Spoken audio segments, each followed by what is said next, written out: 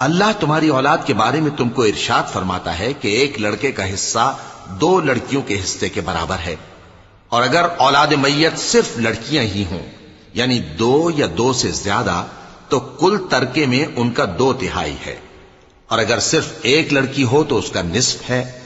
اور میت کے ماں باپ کا یعنی دونوں میں سے ہر ایک کا ترکے میں 6واں حصہ ہے، بشرطے کہ میت کی اولاد ہو، اور اگر اولاد نہ ہو اور صرف ماں باپ ہی اس کے وارث ہوں تو 1/3 ماں کا حصہ ہے، اور اگر میت کے بھائی بھی ہوں تو ماں کا 6واں حصہ ہوگا۔ اور یہ تقسیم ترکہ میت کی وصیت کی تعمیل کے بعد جو اس نے کی ہو یا قرض کے ادا ہونے کے بعد جو اس کے ذمے ہو عمل میں آئے گی۔